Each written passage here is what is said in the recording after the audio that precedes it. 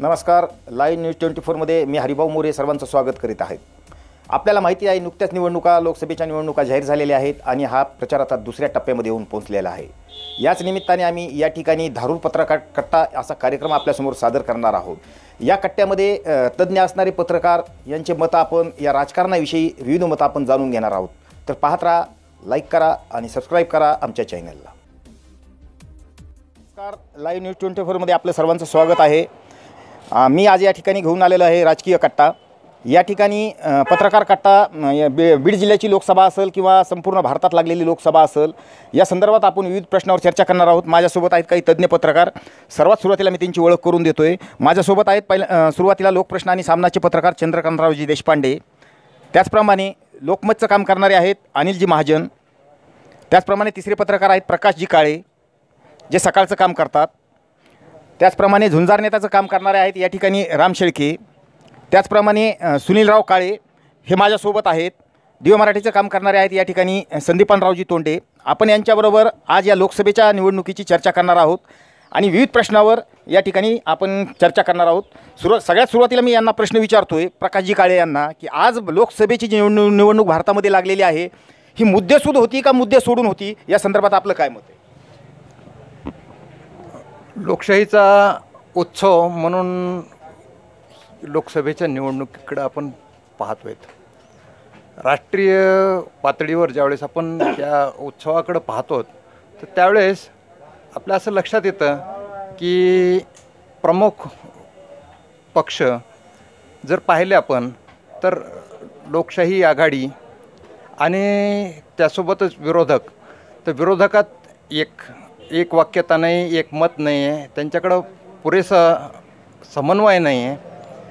आणि भाजपाकडं त्यांचे मित्रपक्ष आणि हे एकत्रित आहेत. त्यांच्यासमोर पंतप्रधान पदाचा चेहरा आहे. तर या निमित्तानं ही निवडणूक मुद्द्यावरच होणं अपेक्षित होतं. पण ह्या मुद्द्याच्या शिवाय ही निवडणूक दुसरीकडे चालली आहे असं या चर्चेतून किंवा हे स्पष्ट होते. धन्यवाद काळेजी. माझ्यासोबत आहेत अनिल महाजन. आपण त्यांना विचारूया की मला सांगा महाजन साहेब की ही मुद्देसूद निवडणूक होती का मुद्दा सोडून होती? आपल्या देशामध्ये लोकशाही अस्तित्वात आहे. प्रत्येक निवडणूक ही वेगळ्या वेगळ्या गोष्टीवर होत असते. लोकसभेची निवडणूक म्हणजे ही राष्ट्रीय प्रश्नावर व्हायला पाहिजे, ही केंद्रातल्या प्रश्नावर व्हायला पाहिजे. विधानसभेची निवडणूक ही राज्याच्या प्रश्नावर व्हायला पाहिजे आणि नगरपालिकेची निवडणूक असेल किंवा स्थानिक निवडणुका असतील ह्या स्थानिक प्रश्नावर व्हायला पाहिजेत. माझं असं स्पष्ट मत आहे की सर्व राजकीय प्रश्न सध्या भरकटलेल्या परिस्थितीमध्ये आहेत. कुठलाही पक्ष राष्ट्रीय प्रश्न घेऊन या निवडणुकीमध्ये सध्या लढत नाही आहे. ही निवडणूक जी आहे ही राष्ट्रीय प्रश्नांना सोडून इतर प्रश्नावर, भाऊबंदकीवर, जातीयवादावर किंवा कुठंतरी धर्मवादावर ही निवडणूक होते असं माझं स्पष्ट मत आहे. आपलं काय मत आहे देशपांडे सर की हे मुद्देसूद निवडणूक होत आहे का, की भारतामध्ये आज लोकसभेच्या निवडणुका लागलेल्या आहेत, काय सांगाल या संदर्भात? हे सुरुवातीला ज्यावेळेस निवडणूक जाहीर झाली किंवा जाहीर व्हायच्या आधीचा काळ जो होता ते सर्वच पक्ष लोकशाही पद्धतीने निवडणूक झाली पाहिजे किंवा मुद्दे फार महत्त्वाचे आहेत, आपण केलेली विकास कामं महत्त्वाची आहेत, आंतरराष्ट्रीय पातळीवर आपल्या देशाने काय काम केलं हे सांगणं महत्त्वाचं आहे. परंतु जशी निवडणुकीचे टप्पे पुढं होत गेले तसं मुद्द्याच्या ऐवजी हे सगळं गुद्द्यावर आलं. आणि ह्याला गुद्द्यावर आणण्यामध्ये जर सगळ्यात मोठा कोणी जिम्मेदार असेल तर हे गठबंधनची जी त्यांनी एक फळी बनविलेली ती आणि काँग्रेसवाले ह्याला जिम्मेदार कसे येतं की पुलगामा झाला का नाही हा प्रश्न सोडून द्या. पुलगामा झाला हे कारण भारताचा पंतप्रधान हा कुणी जरी असला तरी आपलेच सैनिक 40 खतम करणं एवढा घाणेरडा असू शकत नाही. हे एक देशप्रेम म्हणून मी बिंदासपणे बोलू शकतो, कारण मी देशप्रेमी आणि ह्या देशाचा मी एक सच्चा नागरिक आहे. त्याच्यामुळं पुलगामावरच काही पक्षांनी आरोप घेतला आणि त्याच्यानंतर पुलगामा झाला नाही झाला, सर्जिकल अटॅकवर त्यांनी तसाच हल्ला केला होता. आणि त्याच्यानंतर हाईट ऑफ रेडिक्युलस बघा तुम्ही की एअर अटॅक केला. एअर अटॅकला सुद्धा तिथं पुरावे द्या म्हणून हे मागायले. आणि ह्या सगळ्या गोष्टी जरी सोडल्या तरी एक गोष्ट तो तुम्ही पत्रकार म्हणून तुम्ही लक्ष घ्या, मी सुद्धा पत्रकारच आहे, की अभिनंदन पाकिस्तानने आपल्यावर आक्रमण का केलं? की आपण कुठंतरी तिथं डवची केली, त्या बालकोटला आपण हल्ला केला, म्हणूनच दुसऱ्या दिवशी पाकिस्ताननी F-16 विमानं घेऊन आपल्या भारतावर हल्ला केला. F-16 विमान घेऊन हल्ला केल्यानंतर आपले बॉर्डरवरचे जे जवान होते त्यांच्या लक्षात आलं, आणि अभिनंदन म्हणून एक मर्द जवान, अभिनंदननी पाकिस्तानच्या हद्दीमध्ये स्वतःच आपलं MiG-200 विमान त्याच्या पाठीमागं घेऊन गेला तो, आणि त्यांचं पाकिस्तान अमेरिकेच्या बनावटीचं F-16 विमान अभिनंदननं खाली कोसळून टाकलं, आणि त्याचं विमान त्या ठिकाणी क्रॅश झालं, आणि तो विमान पेटलं, आणि तो पॅराशूटच्या साह्याने इथं आला. आणि त्याला ज्या पद्धतीनं भारत सरकारने अभिनंदनला पाठवानं तर बघा ही धमकी पाकिस्तानच्या उरामध्ये भरल्यासारखी झाली, आणि 2 दिवसामध्ये आत्तापर्यंत भारताला कधीच जमलं नाही असा अभिनंदन भारतामध्ये चलत आणि उघड्या छातीनं आला. कमीत कमी ह्या विरोधी पक्षांनी मोदीचं सोडून द्या, सरकारचं सोडून द्या, बाकीच्या पक्षांचं सोडून द्या, परंतु त्या अभिनंदनचं तरी सत्कार करायला पाहिजे होतं, आणि त्याला सॅल्यूट मारायला पाहिजे होता. हे विरोधी पक्ष एवढे की त्यांनी त्यांचं अभिनंदन तर केलंच नाही, उलट पक्षी त्याच्यावरच टीका करीत बसले. आणि असे लोकशाहीला विरोधी पक्ष जर असतील तर मला वाटत नाही हे अतिशय मुद्द्यावर लढाई चालली जाईल, हे ह्याच्यापेक्षा जास्त मुद्द्यावर जायची शक्यता आहे. अतिशय छान प्रतिक्रिया दिली आहे देशपांडे सरांनी. माझ्यासोबत आहेत झुंजार नेताचे पत्रकार राम शेळके. आपण त्यांना विचारूया की आजची जी लोकसभेची निवडणूक आहे, मुद्देसुद्धा आहे का मुद्द्याला सोडून आहे? लोकसभेची निवडणूक म्हटलं की आपल्याला आपल्या या ठिकाणचा जो प्रतिनिधी आहे तो देशाच्या संसदेमध्ये पाठवायचा असतो. आपल्या या भागातले प्रश्न त्याच्या माध्यमातून सोडवायचे असतात. परंतु सध्याची निवडणूक जर बघितली तर पाठीमागच्या काळामध्ये सत्ताधारी लोकांनी केलेला विकास आणि त्यातील असलेला उणिवा ह्या सर्व बाजूला ठेवून काही ठराविक लोकांना टार्गेट करण्यासाठी बरेच लोक पुढे येताना दिसत आहेत. म्हणून आणि त्यांच्यात जी काय कमकुवतपणा आहे तो समोर आणण्याचा प्रयत्न करत आहेत. बीड जिल्ह्यामध्ये तर ह्या निवडणुका म्हणजे स्थानिक पातळीवर आणि एकमेकांच्या कुरघोडीवरच मोठ्या प्रमाणात दिसतात. त्यामुळे मला असं वाटतं की देशपातळीवरची जी निवडणूक आहे तर त्याचा प्रचार होताना देशाचा विकास आणि त्याचे प्रश्न या बाबतीत चर्चा व्हायला पाहिजे. स्थानिक मुद्दे या निवडणुकीमध्ये एवढे महत्त्वाचे नाहीत असं मला वाटतं. माझ्यासोबत आहेत लोकशाहीचे पत्रकार सुनील कावळे. आपलं काय मत आहे मला सांगा, ही मुद्देसूद निवडणूक होती का? नक्कीच या ठिकाणी ही निवडणूक मुद्देसूद होत नसून आपण पाहतो की आज लोकसभेचा प्रचार सर्व पक्षाकडून होत आहे.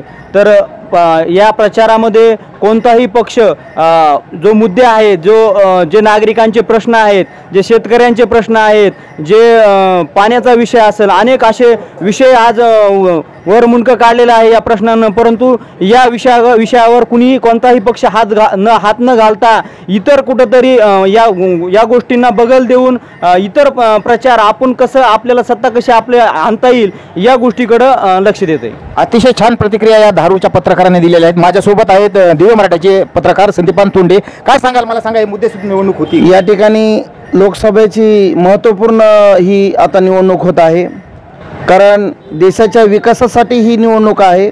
संसद ही सार्वभौम आहे देशाची, परंतु निवडणूक काळामध्ये खरं पाहिलं तर सर्वसामान्याचे प्रश्न, शेतकऱ्याचे प्रश्न, व्यापाऱ्यांचे प्रश्न, हे सर्व प्रश्न हे विकासाच्या मुद्द्यामध्ये पाहिजेत.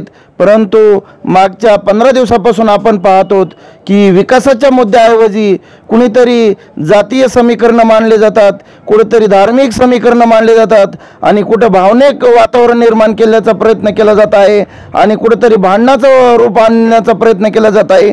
आणि याच्यामुळं कसं असतंय, काय होतं की ही निवडणूक कुठेतरी भरकटच चाललेली आहे. मागच्या 5 वर्षामध्ये बीड जिल्ह्यामध्ये रस्त्याचे प्रश्न जरी सुटलेले आहेत, पण महत्त्वाचे प्रश्न शेतकऱ्यांचे राहिलेले आहेत. कारण 5 वर्षात पीक विमा असेल किंवा इतर प्रश्न असेल, शेतकऱ्यांच्या बाबतीमध्ये खूप म्हणजे त्यांची तारांबळ झाले, हात झालेले. पीक विमा भरताना शेतकऱ्यांना रात्रीच्या वेळीसुद्धा जागरण करावं लागलं, त्यांच्याबरोबर त्यांच्या पत्नीला जागरण करावं लागलं. या प्रश्नाकडं कोणताच पक्ष असेल किंवा भाजप असेल, राष्ट्रवादी असेल किंवा इतर पक्ष असतील, हे कोणीही लक्ष देत नाही. आणि खऱ्या अर्थानं हा शेतकरी राजा हा देशाचा पोशिंदा आहे, त्याच्याकडं वास्तव चित्र, त्याच्याकडे कोणीही लक्ष देण्यास तयार नाही, हे खरं चित्र आहे. माझ्यासोबत आहेत काही तरुण पत्रकार, जे कार्यालयाचे पत्रकार आहेत, सचिन थोरात. आपण त्यांना विचारूया की या लोकसभेची निवडणूक मुद्द्यासूद होती का मुद्दा सोडून होती? माझं स्पष्टपणे असं मत आहे की देशभरामध्ये जी लोकसभेची आज निवडणुकीचा प्रोग्राम सुरू आहे तो नक्कीच मुद्द्याला धरून नाही आहे. कारण आजचे सत्ताधारी असतील किंवा आज जे विरोधी पक्ष म्हणून काम करतात त्यांच्यामध्ये कुठंतरी विकासात्मक मुद्दे चर्चेला जायला पाहिजेत आणि त्या मुद्द्याद्वारे आपण या देशाचं काहीतरी देणं लागतो, या मतदारांचं काहीतरी देणं लागतो हे त्यांनी आपल्याला सांगणं गरजेचं आहे. परंतु या ठिकाणी ते राजकारण न होता आज मी माझं एक वैयक्तिक स्पष्टपणे मत असं मांडल की काँग्रेसने पुलवामाचा विरोध केला किंवा इतर पक्षांनी केला, परंतु त्याचं राजकारण सर्वात जास्त जर कोणी केलं असेल तर ते नरेंद्र मोदी आणि भारतीय जनता पार्टीने केलं आहे. मला या ठिकाणी नमूद करावं असं वाटतं की मध्यंतरी एक सॅटेलाईट उपग्रह आपल्या देशाच्या शास्त्रज्ञांनी सोडला. मी एक स्पष्टपणे आणि बोलणारा माणूस आहे, तर त्या ठिकाणी ती उपग्रह सोडलं तर ते उपग्रह सोडलं ही देशाचा आपल्या देशाच्या मानाचा शिरपेचात एक तुरा रोवला गेला. ते शास्त्रज्ञांचं एक कार्य आहे, शौर्य आहे त्यांचंही ते. परंतु ते सांगत असताना कुठल्याही राजकीय पक्षाने त्याचं श्रेय घ्यायला नव्हतं पाहिजे या मताचा मी आहे. कारण श्रेय हे त्या शास्त्रज्ञांचं आहे, त्या संबंधित यंत्रणेचं आहे. कारण त्यांनी मोठ्या प्रमाणावर त्या ठिकाणी कष्ट घेतलेले आहेत, परिश्रम घेतलेला आहे. हे मुद्दे या ठिकाणी होत आहेत आणि नक्कीच आज देशामध्ये जातीयतेचं डोकं वर निघत आहे. ही घटना जातीयवाद वाढणं म्हणजे भविष्यात डॉक्टर APJ अब्दुल कलाम म्हटले होते 2020च्या दरम्यान भारत हा सर्वात जास्त तरुणांचा देश असणारा एक देश असेल. परंतु आज याच तरुणांच्या हातामध्ये कुठंतरी दगड आणि धोंडे देण्याचं काम या सर्व राजकीय पक्षाद्वारे करण्यात येत आहे. ही या देशासाठी अत्यंत घातक स्वरूपाचं ठरणार आहे आणि या देशाचं भवितव्य या दगड धोंड्यामुळे घातक ठरणार आहे. तर दुसरा मुद्दा असा आहे, हे झालं राष्ट्रीय लेवलचं राजकारण. परंतु बीड जिल्ह्यामध्ये जातीयवादाचं राजकारण तर होतच आहे. मग ते राष्ट्रवादी असेल, भाजप असेल, सर्व पक्ष जातीयवादावर चालत आहेत आज घडीला. त्याच्याही पेक्षा महत्त्वाचा मुद्दा म्हणजे विकासात्मक मुद्दे न घेता भावनिकतेवर बीड जिल्ह्याची जनता आपल्याकडे येते का हे मुद्दे आजही चर्चेला जात आहेत. त्यामुळं विकासात्मक बाबी मागं पडत आहेत. आणि माझा आणखीन एक मी आपला अर्धा मिनिट घेतो. या ठिकाणी फक्त विकास म्हणजे काय तर या जिल्ह्यामध्ये अशा काही एक ऐतिहासिक वास्तू आहेत ज्याचा पर्यटन स्थळ म्हणून मोठ्या प्रमाणावर वापर होऊ शकतो, उल्लेख होऊ शकतो आणि ते नावारूपाला येऊ शकतात. त्याद्वारे या ठिकाणी रोजगार निर्मिती होऊ शकतो. परंतु कुठल्याही राजकीय पक्षाच्या माध्यमातून या जिल्ह्यामधील पर्यटन स्थळाबाबत नकारात्मकता कायमस्वरूपी दिसून आली आहे, पाठीमागे दिसून येत आहे, आज दिसून येत आहे आणि भविष्यातही यांच्याकडनं तेच आहे.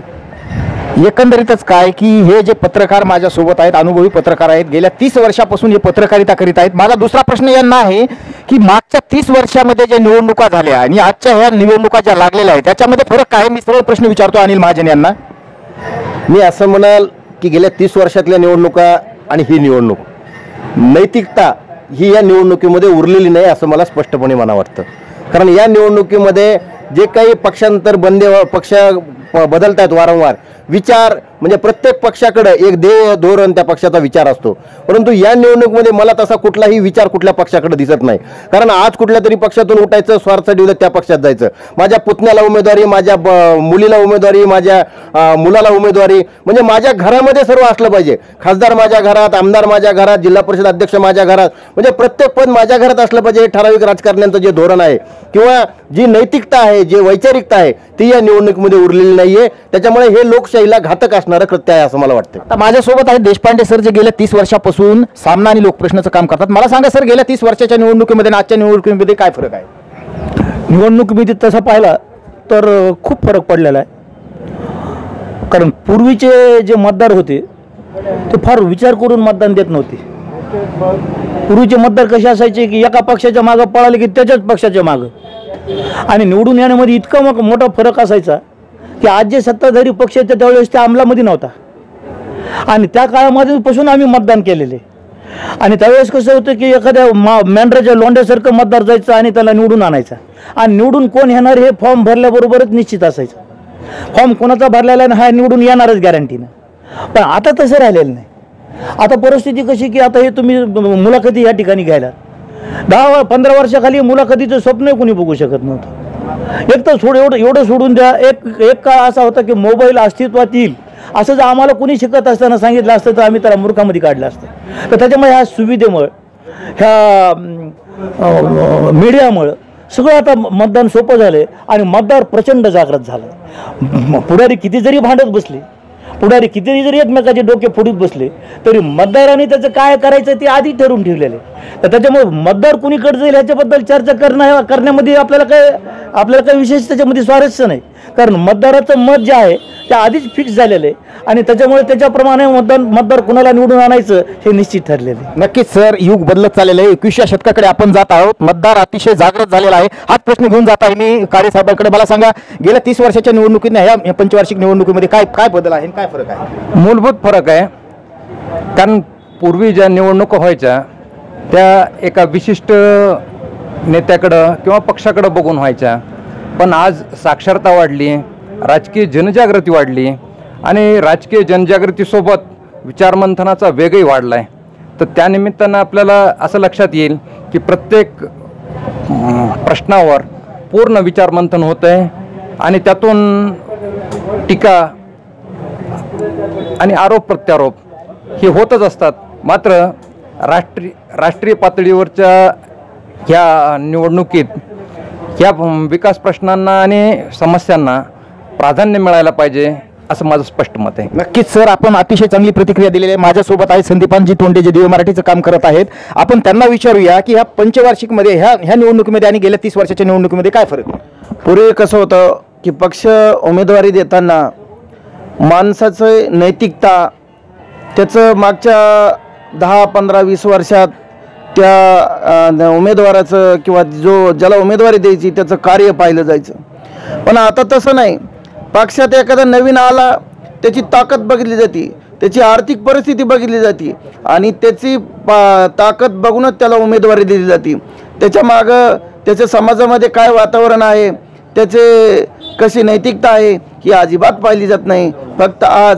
फक्त पैशाच्या बळावर उमेदवार तगडा आहे का हेच पाहून उमेदवारी दिली जात आहे.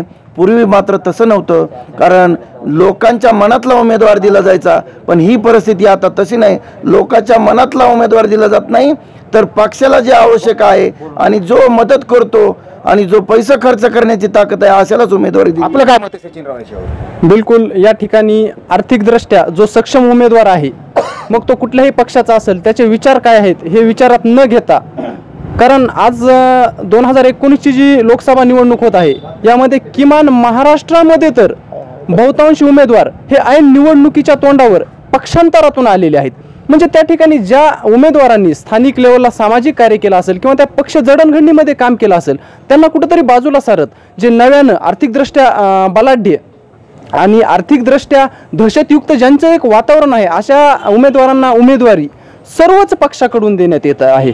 कारण या ठिकाणी सर्वच पक्ष अराजकता पसरवण्याचं काम करत आहेत. स्थानिकांना ज्यांनी समाजकार्य आणि पक्षकार्य वाढवण्यासाठी काम केलं त्यांना कुठंतरी बाजूला सरत ऐनवेळी आलेल्यांना थोडक्यात उमेदवारी देत त्यांना मोठं करण्याचं काम करत आहे त्या ठिकाणी. नक्कीच, धन्यवाद सचिनराव. मला सांगा कावळे साहेब की गेल्या 30 वर्षाच्या निवडणुकीमध्ये आणि आजच्या निवडणुकीमध्ये काय बदल आहे, काय फरक आहे? नक्कीच बदल आहे. आपण पाहतो की हे सोशल मीडियाचं युग आहे.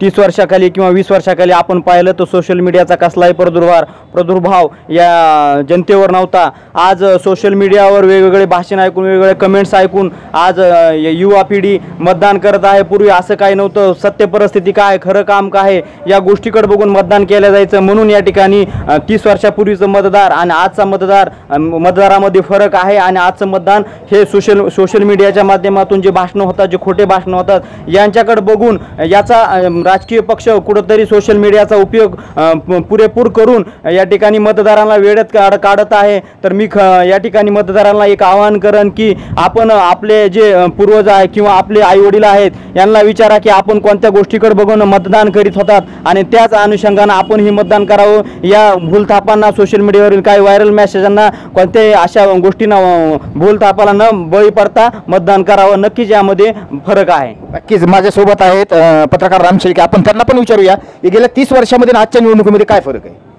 30 वर्षाच्या निवडणुकीचा एवढा मोठा अनुभव मला नाही आहे, परंतु जसं मला कळतं पूर्वी प्रचार करताना भिंतीवर त्या उमेदवाराचा चिन्ह आणि त्याचं नाव कोरलं जायचं. आत्ताच्या काळामध्ये डिजिटल युग असल्यामुळं बॅनरच्या माध्यमातून तो उमेदवार जनतेसमोर येतोय. पूर्वी पक्षनिष्ठा, व्यक्तिनिष्ठा असायची, त्या लोकांवर, त्या पक्षावर मतदारांची भावना असायची, परंतु त्या गोष्टी आता मोठ्या प्रमाणावर दिसून येत नाहीत. एक काल तयार झालेल्या कार्यकर्त्याला पण आपल्याला उमेदवारी हवी असं वाटतं किंवा पक्षामध्ये आपल्याला मानाचं स्थान आहे पाहिजे असं प्रत्येकाला वाटतं. त्यामुळे पक्षनिष्ठा आणि व्यक्तिनिष्ठा सध्याला खूप मोठ्या प्रमाणात कमी झाली आहे. प्रत्येकजण स्वतःच नेता होऊन आपलं नेतृत्व सिद्ध करण्यासाठी पुढे येत आहे असं मला वाटतं. नक्कीच रामभाऊ, अतिशय छान प्रतिक्रिया धारूरच्या या पत्रकार कट्ट्यामध्ये आपल्याला पाहावयास मिळत आहेत. आपण पुढेही अशी चर्चा चालू ठेवणार आहोत. तोपर्यंत घेत आहोत आपण एक ब्रेक. लाईक करा, सबस्क्राईब करा आमच्या चॅनलला. धन्यवाद.